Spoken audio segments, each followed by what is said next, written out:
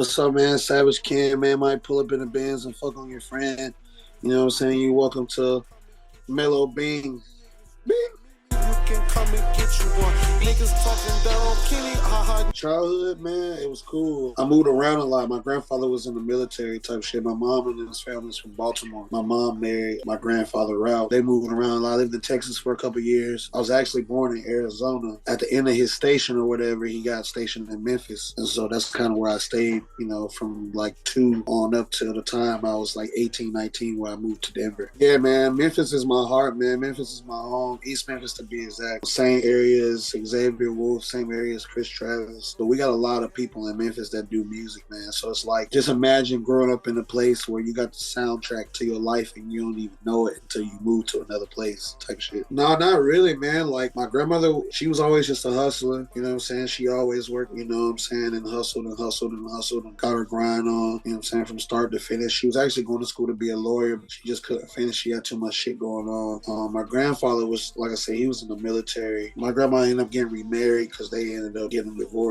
And then my other grandfather passed. Memphis is my heart, man. It's my home. It taught me everything. That's why I jumped off the porch for real, you know, like, as people like to say, like, I jumped off the porch there and really started getting into the streets and shit like that, you know what I mean? And that's why I ended up doing the music, because the way niggas was living at these times, you know what I'm saying, you gotta think like early Gucci days, you know what I'm saying? So it's like, we was thugging for real. We was outside kids. We was, you know what I mean? Stay around the people who really love you. Get far away from outsiders and shit like that. You know what I'm saying? Like, stay with the people who love you because they really ride for you. Because at the end of the day, like, when you don't got nobody and, you know what I'm saying, and you stuck alone because you done burned bridges with motherfuckers, you know what I'm saying, you did it on your own. So stay by the people who love you. Stay by the people who support you. Always keep it true to your people, you know? No, not really, man. Like, my grandmother, she was always just a hustler. You know what I'm saying? She always worked, you know what I'm saying, and hustled and hustled and hustled and got her grind on, you know what I'm saying, from start to finish. She was actually going to school to be a lawyer, but she just couldn't finish. She had too much shit going on. My grandfather was, like I said, he was in the military. My grandma ended up getting remarried because they ended up getting a divorce. And then my other grandfather passed. Memphis is my heart, man. It's my home. It taught me everything. That's why I jumped off the porch for real, you know, like, as people like to say, like, I jumped off the porch there and really started getting into the streets and shit like that, you know what I mean? And that's why I ended up doing the music, because the way niggas was living at these times, you know what I'm saying, you gotta think like early Gucci days, you know what I'm saying? So it's like, we was thugging for real. We was outside kids. We was, you know what I mean?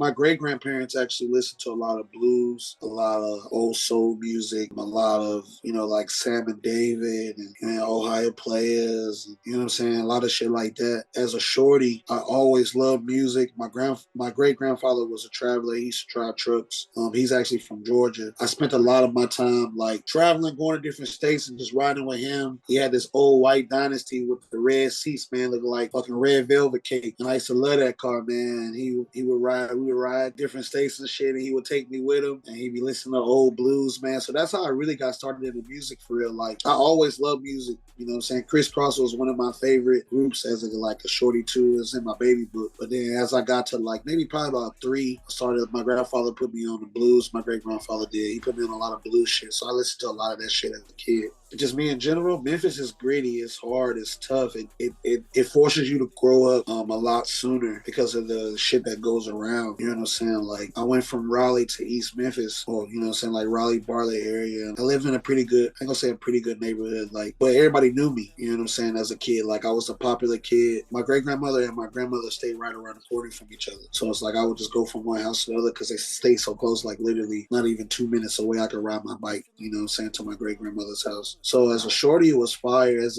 a teenager, it was rough just because you got a lot of gangs and shit in my area. Like, we call that shit Baby LA. You know what I'm saying? You got, you know what I'm saying, Gangsta Disciples, Vice Lords, Crips, Bloods. It's rough, but overall, it's a cool city if you know what you're doing and you know the people that you know. It's definitely a fun city if you know a lot of people and you know what I'm saying, you can stay out of the bullshit. I loved it, you know what I'm saying? I thought I would never leave Memphis at one time, you know what I'm saying? I thought I was just gonna die there, but, you know, I had to venture out, get some more paper, you know what I'm saying, figure out some shit. Man, Memphis has a huge impact on the culture. Like all our favorite artists listen to rappers from Memphis, or they started, you know what I'm saying, listening to 3-6 and Play It Fly and 8 Ball and MJG. Like, we got such a big culture down there, and the music is so inspiring to other people. Like, Memphis means a lot to the world. Like, without some of them artists, you wouldn't have like Gucci Mane, and, you know what I'm saying, people like that, Yo Gotti, and like we wouldn't have none of that. Rest in peace, Dolph. You know what I'm saying? That type of city makes those type of people because of the influence that the city gives.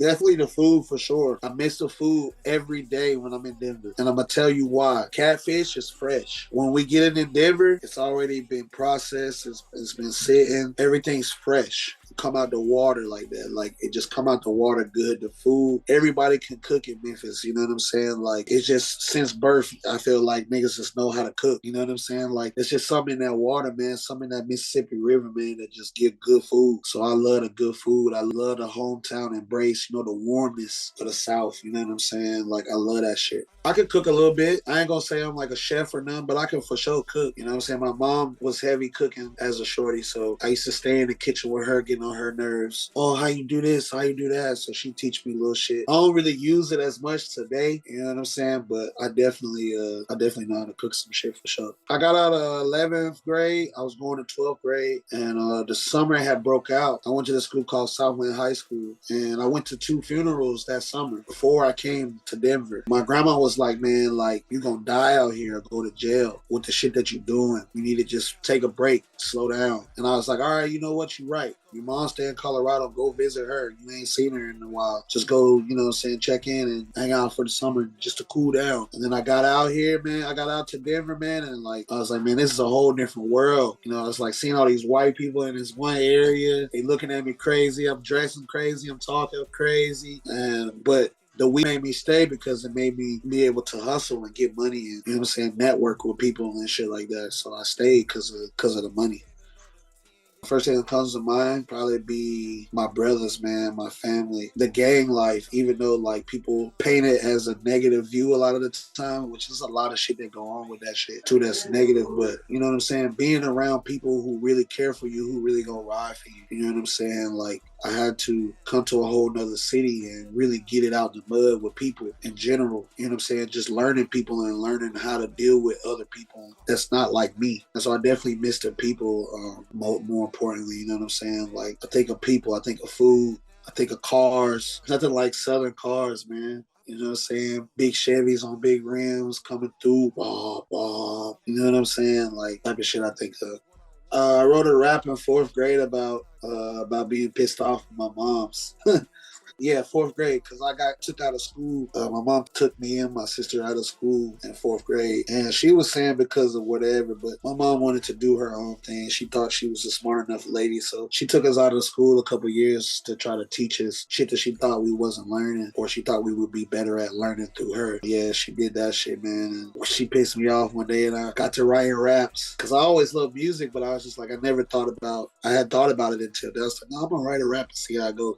That shit was trash. To look back at it now, that shit was definitely trash, but it molded me because it made me want to write more music. You know what I'm saying? Especially as writing poetry as a kid, it made me want to write more music. You know what I'm saying? Anger, man. I was an angry ass kid. You know what I'm saying? Like, there was a lot of shit in my family that I didn't know about, and I felt like niggas was hiding shit. And so I was pissed off about that because I'm like a young man, or, you know what I'm saying, a young boy trying to become into a young teenager. And I feel like there was a lot of shit that was going on that we didn't understand, or I started to understand a little bit better. And I feel like they was just hiding shit from me. So I started to get angry. You know what I'm saying? I started going to juvenile and shit. My mom was just kicking me out. You know what I'm saying? I was just wilding out, you know what I'm saying? And the writing kept me sane. It kept me like mellow, you know what I'm saying? When I would hear music and listen to music, it would take me to a place that no other place could take me. So it made me want to keep doing it as I got older, because I knew if I get mad about some shit, I could go write a rap, you know what I'm saying, and cool down for a little bit.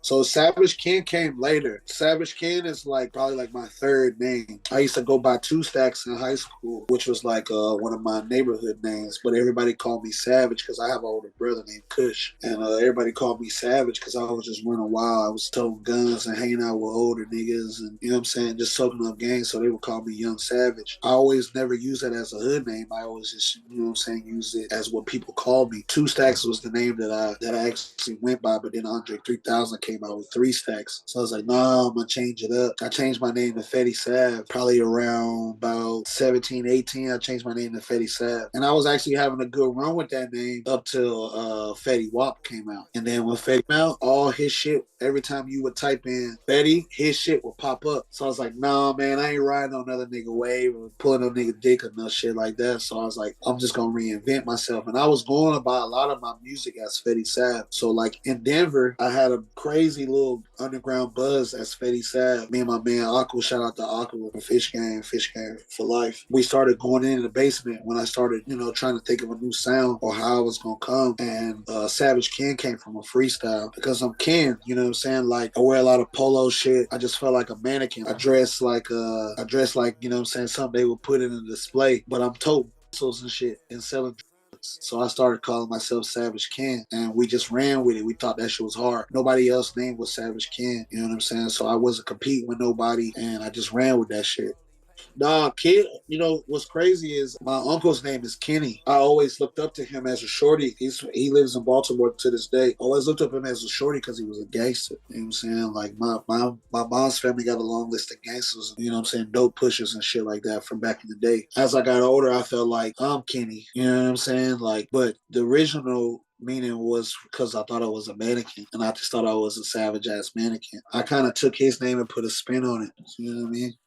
Because I'm hard-headed, bro. I don't like doing shit that everybody else want to do. And in Denver, it's so like they do their own thing. Like they more West Coast, you know what I'm saying, as far as music. But I come from the South. So back when, you know, Diego Money was dropping with Mexico Dro, shout out to Diego Money. I just seen him just yesterday. I was like, man, this shit hard. This is all the beats that I wanted to rap on. Like I needed that sound because I wanted to rap on shit like Gucci Mane. And so I just picked up the plug sound and started running with it. And it was a lot harder to like get people to attach to, and still is to this day. Now like the city's starting to pick up, you know what I'm saying? They picking up on what's going on because everybody else in the world, Atlanta, Florida, you know what I'm saying, wherever, they know that plug sound, you know what I'm saying? So it's picking up, and it's definitely been a hard route to try to compete with other niggas. But the thing about me is I sound like me, you know what I'm saying? Nobody could be Savage Ken, so it bring a different flavor.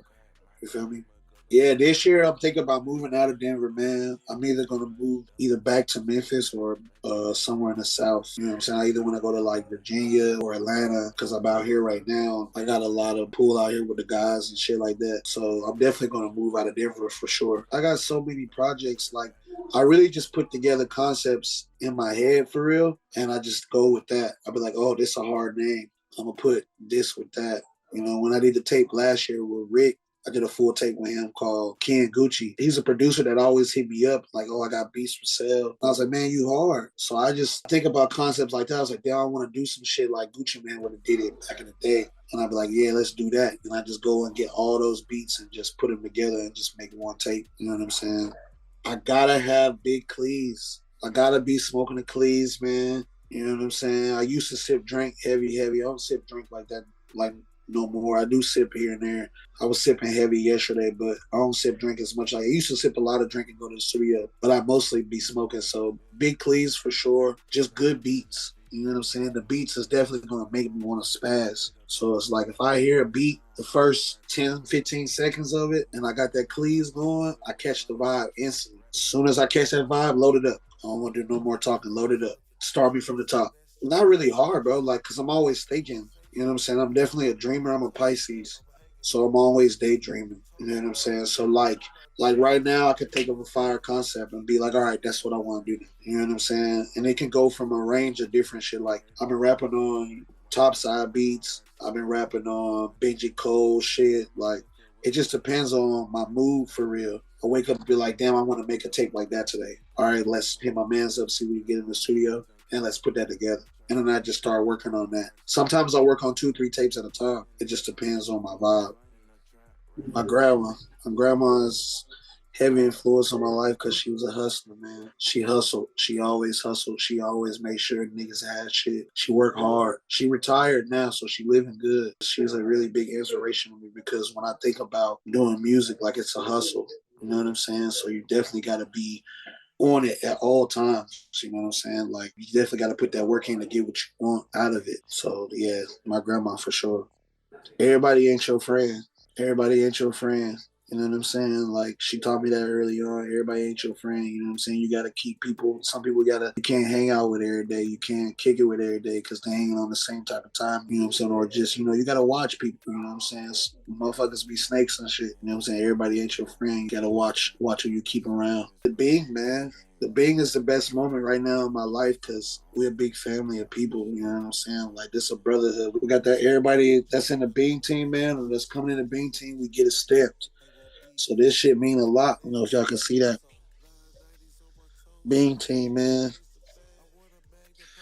Bing team. So yeah, it's a family, man. It's a bunch of us. It's like I said, we like a new Wu-Tang, man. We 30 deep. You know what I'm saying? My big homie Fat Fool, you know what I'm saying? He makes sure I know what's going on. He put me in the loop. He really be helping a nigga push this music shit and really keep a nigga going. You know what I'm saying? And yeah, man, I think the Bean team right now, man, we definitely influential. We had a show last night. It's crazy to like you go to a place and you know what I'm saying, people know who you are from another city that you don't even know that knows you. You know what I'm saying? And they giving you your props and shit. So yeah, the Bean team, man. It's all the same to me, you know. It's really what you give it. You know what I'm saying? If you give the crowd good energy, they're gonna give you good energy. You know what I'm saying? If you whack on the stage, they're gonna show you whack. They're gonna let you know. I always bring good energy. I'm always the person, like, even in the crowd, I'm always jugging and dancing. You know what I'm saying? Just trying to, you know what I mean, show people like this music is what I live for. You know what I'm saying? Like, even without doing music, like I'll still be a really big fan and I'd be that fan in the crowd, you know what I'm saying, going hard in songs. So I just bring the energy for real.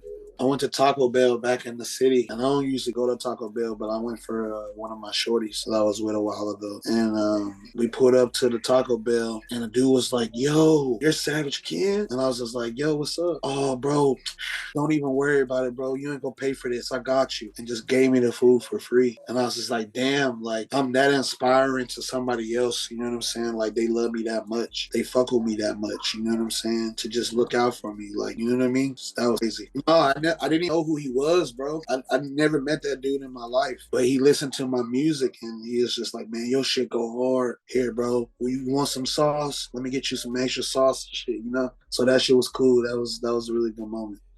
Winning for me, it means a lot of things. Like winning just means you making good moves, you're around good people, and you making money and making shit happen. That's winning to me. Everybody straight, everybody on their grind.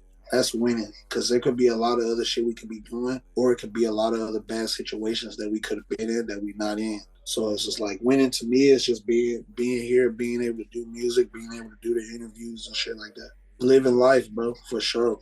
And hopefully I can get a deal out this shit, get $1 million, you know what I'm saying, invest in some real estate, keep that money flowing. You know what I'm saying? I really just want to take care of all the people that took care of me when I needed it. You know what I'm saying? Pay all my sister's bills. You know what I'm saying? Pay all my mom's bills, pay off her house, pay off my grandma's house. You know what I'm saying? And just really take care of my family for real and put better people in positions that they didn't have or that I didn't have. You know what I'm saying? Like, I got a 4-year-old son, man, and like just to give him everything that I can give him, to never have to want for nothing, I'm good. Yeah, man, creating that financial wealth for the rest of your life, that's what I'm on, man. You know what I'm saying? That's why I do this shit, because I know eventually I'm gonna get a deal or something, you know what I'm saying? And that's gonna take care of everybody that took care of me, and just to see everybody happy and be able to not have to worry about shit they would have to worry about on a regular basis. You know what I'm saying?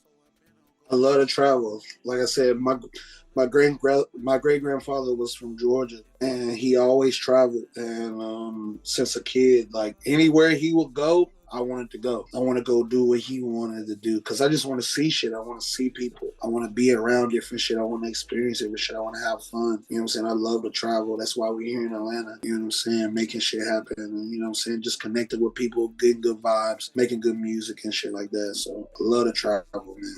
Right now, I can't go to Paris because I'm a felon. Once I get all my legal shit right, I'm going to go to Paris. go shop, buy some shit I never bought before. You know what I'm saying? Buy some shit I can't pronounce for real. And just for the experience. Colorado's cool, man. You know what I'm saying? It's the home of the poles and snow. You know what I'm saying? Snow a lot, but you know what I'm saying? Like, I live in the city, so it get gritty. You know what I'm saying? So it's like, I like it. You know what I'm saying? The only thing about Colorado that I hate is the music scene. Because our music scene could be way better. You know what I'm saying? Denver just didn't have an outlet. We ain't had no artists that blew from there for real. So it's like, you know what I'm saying? That's the only thing I really don't like about it. But I mean, I like it. You know, the people's cool, the money's cool. You know what I'm saying? I get it how I live. You know what I'm saying? I can make any bad situation a good situation, I feel like. And Denver was kind of like one of those places because I'd have never imagined in a million years before I moved there, I would have been in there. You know what I'm saying? It's like, shout out my man Aquaman, that's my right hand man. My man Aqua, that's my guy. Shout out to King Veggies, that's my guy. You know what I'm saying? That's like a home team. Shout out to Fish Gang the Set, man. You know what I'm saying? We winning. Shout out to Holy World, Young Doty, and my niggas, I fuck with them. Shout out to Simon Boys, you know what I'm saying? Shout out to King Vice, you know what I'm saying? They're my peoples. I used to do graffiti. I used to do graffiti as a kid too. I doodle still here and there when I get bored. I just draw some shit. But yeah, I used to paint trains and shit like that. But the fine is like $20,000 if you get caught. So I was just like, if I'm gonna get caught and have a $20,000 fine, I might as well just sell drugs. You know what I'm saying? I ain't going to jail over no art. I can go to jail over trying to feed myself and make sure my bills is paid. That's a lot more reasonable, I guess. I like thick bitches. I like a little bit of everything though. You know what I'm saying? Like, I like petite bitches. I like thick bitches. You know what I'm saying? I like Mexican women for sure. I like black women. I like it all, man. Like, you just gotta be about some shit, have a good personality. You know what I'm saying? And be willing to fuck all the time. Cause I be wanting to fuck all the time. So I definitely don't fuck with snakes or spiders. I'm not as scared of shit as everybody else probably would be, but I'm not getting in no tank with no snakes and no shit like that. I'm Gucci. Yeah, nah. 50K, I'll do it. 50K, I'll get in there with the snakes. But that's only for the 50K though. I ain't doing that shit for fun. Fuck all that. Fuck no. I did a backflip as a kid and damn near broke my neck, and I ain't done one ever since. I don't expect my fat ass to be flipping nowhere unless I'm flipping. Straight up. Yeah, man. Just expect a lot of shit from Savage King, man. I'm gonna be dropping more projects this year, a lot more music with the Bean team. You know what I'm saying? Shout out to Bravo Honey, shout out to Hunch, shout out to Fat Food, shout out to all the guys in the Bean team. You know what I'm saying? I'm definitely gonna be putting out more music and just, you know, putting out a lot more visuals this year because I didn't put out a lot of visuals last year. I'm gonna be putting out way more visuals this year. And man, it's your boy Savage King, man. Come fuck with you, man. You know what I'm saying? Coming to a city near you. Shout out to the fans. I love y'all, man. Y'all keep a nigga going on the bad days when, you know what I'm saying, niggas be going through real life shit. The fans keep me up. They keep me motivated. They keep me wanting to drop shit because in the end of the day, like, y'all the reason why I drop so much is to give y'all good music. You know what I'm saying? So shout out to the fans for sure.